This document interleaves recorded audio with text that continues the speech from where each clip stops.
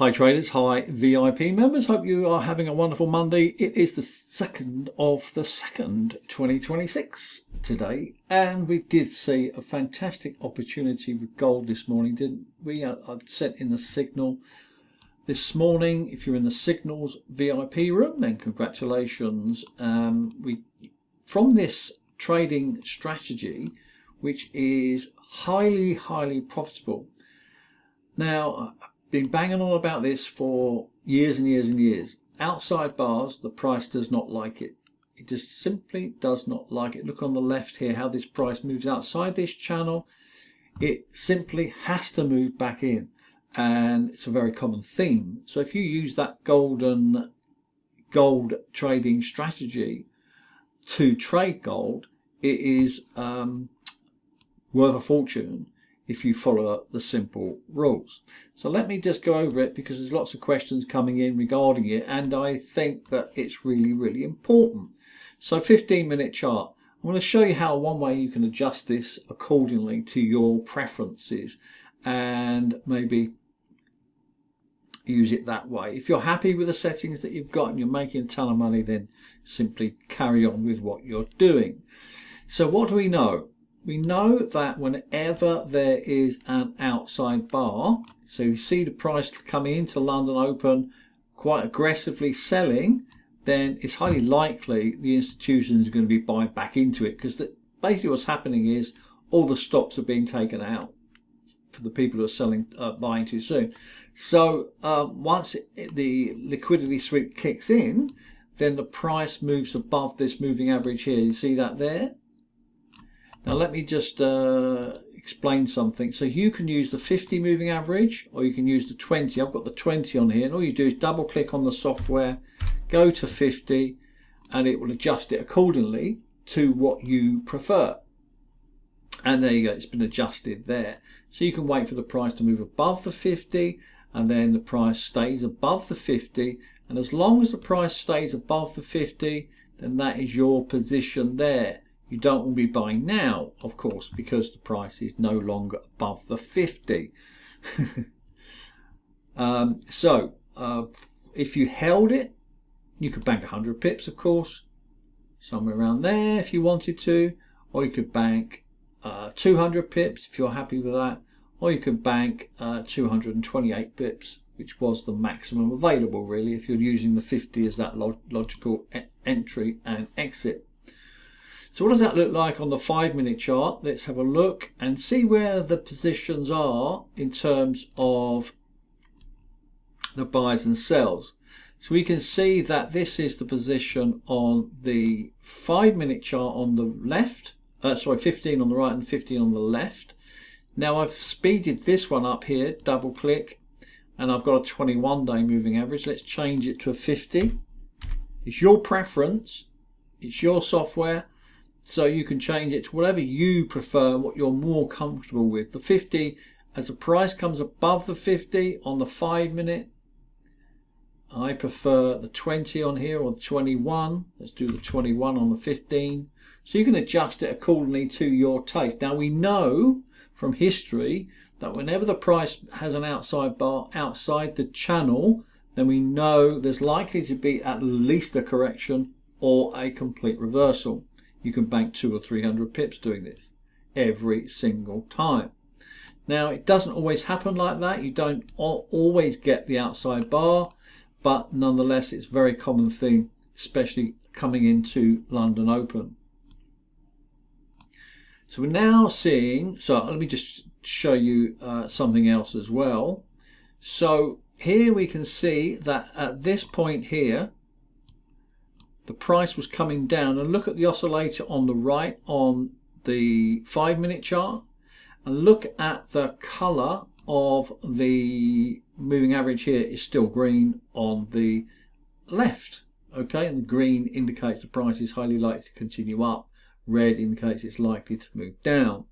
So we had a price cycle situation here, didn't we, where the price came down, fell below this, and then you had a buy here, more aggressive, or you had a buy here. So it gives you that opportunity to come into that position once more as the price moves. So what do we do at the moment? Well, we're not doing a lot at the moment because the markets, I'll cover those in the next few minutes, but there's not much going on today. The inflation data came out at 3 p.m, but there was low impact on that.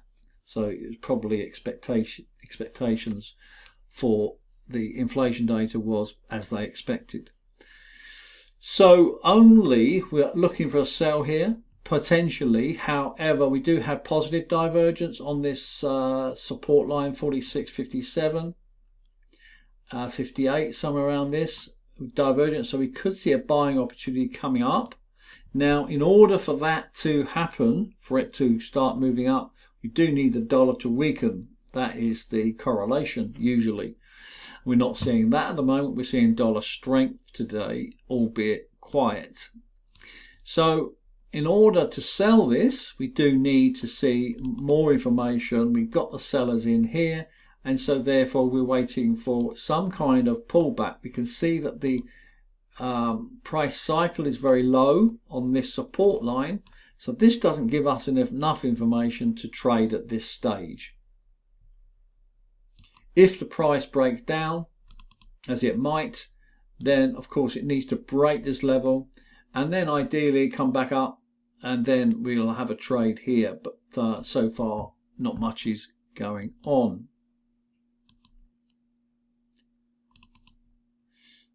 Just put a signal into the NASDAQ. So this has been triggered, 25,750 and heading down to 25,301.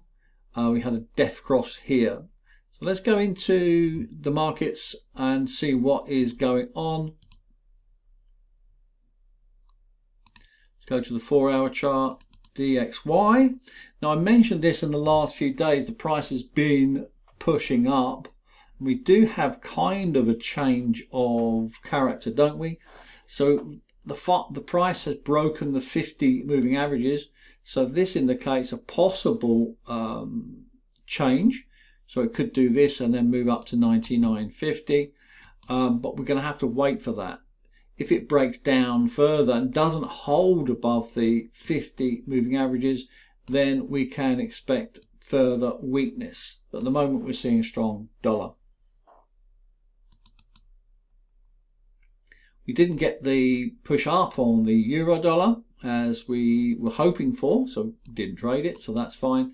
But we did see that the price is sort of changing in the same direction as the dollar, but of course it's not clear.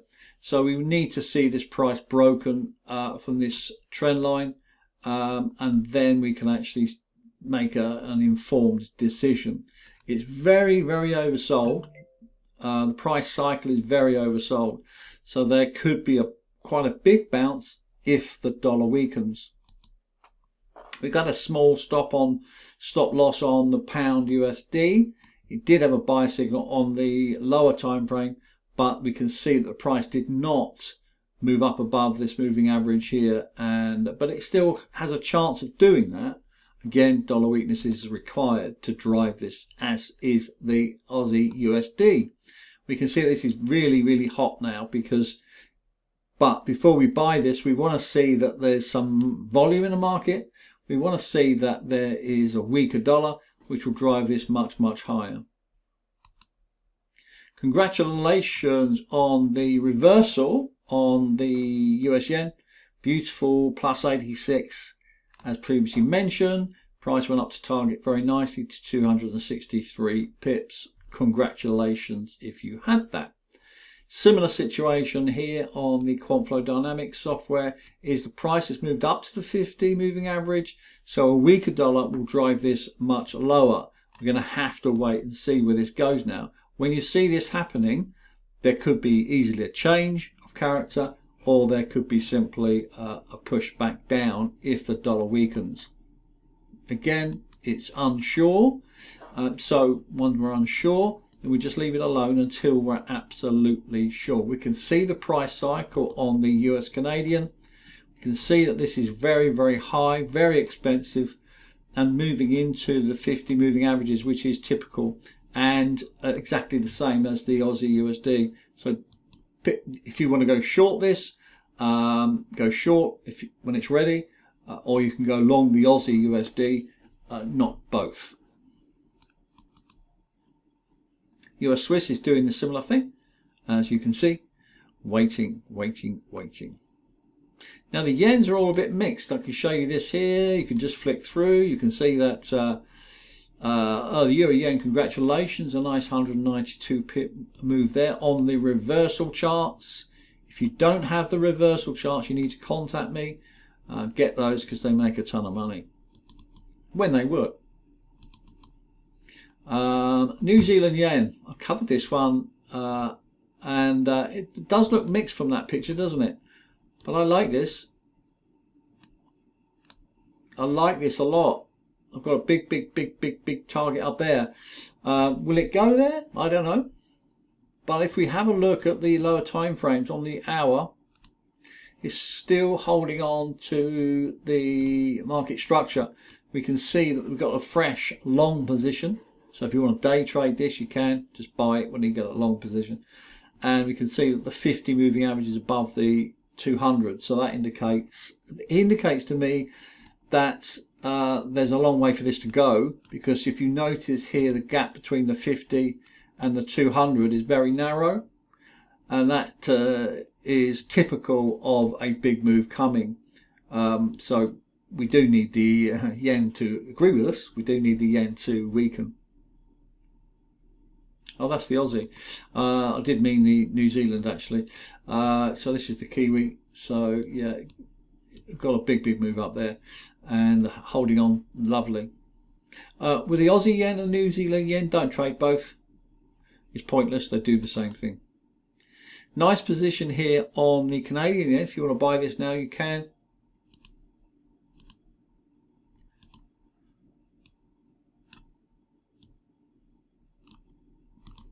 Something like that. If you've got the software, then you know exactly what to do. Pound yen looks really nice actually. Another position here.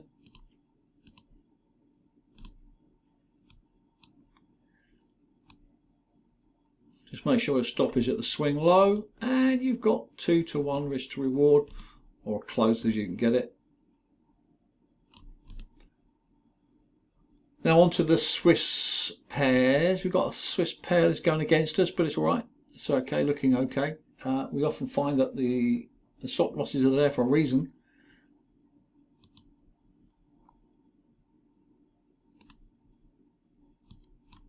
So we can see as pound yen. So let's go down to the Swiss pairs. Aussie Swiss going up but looking messy. Euro Swiss going up but looking messy. Canadian Swiss, this is the one we had our eye on. We had a push up into the 50, didn't we? And now it's pushing up. I've got my stop here at 57.17, but allow your free spread. So 57.20 is a good number.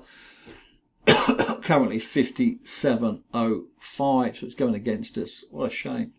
We can actually look at the hourly chart. We can see this going on here. So it's definitely one to, if you get stopped out, we get stopped out. It's not the end of the world. But it's important to just stick with the plan. Stick with the plan.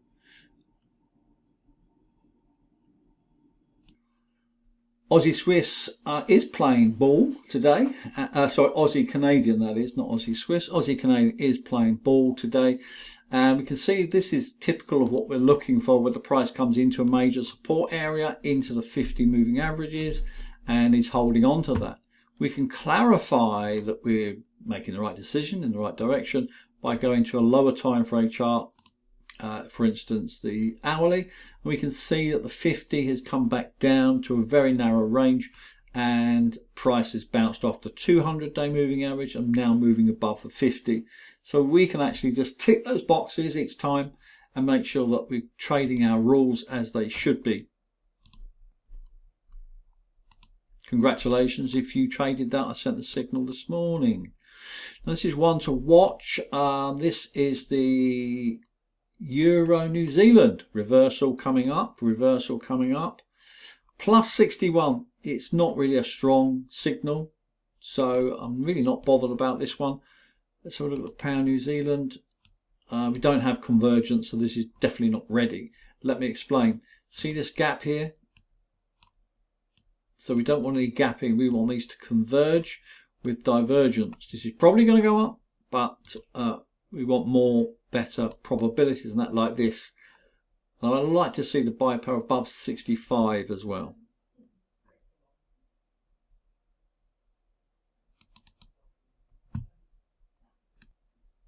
Lastly, Bitcoin. If you're selling Bitcoin, looks like it's the sellers are all in. There's no sense, there's no indication that there's any buyers around. So selling is order of the day for now, unless we get some convergence down in support and divergence, etc. Back to gold. Gold is moving down, down, down. Now, this is interesting because we did mention earlier today 46.58 is support. Still could be support. This is really important because what we're seeing here, we're seeing an outside bar here. See how the price is moving down? Price is moving down outside this channel with divergence. So you don't want to be selling it. Now, it can sell off, of course, can go down to 45.90, but it won't be won't fit our trading strategy, because when we see that the price moves outside the channel, it often completely reverses, and then you wonder why you've got stopped out. So for me, it's either a no trade or I'll be looking to go long on this, especially when we have positive divergence in the market and an outside a bar outside the channel. It won't last long outside the channel. This is the point. Even if it goes down, down, down, I don't care. I don't want to be trading outside the channel.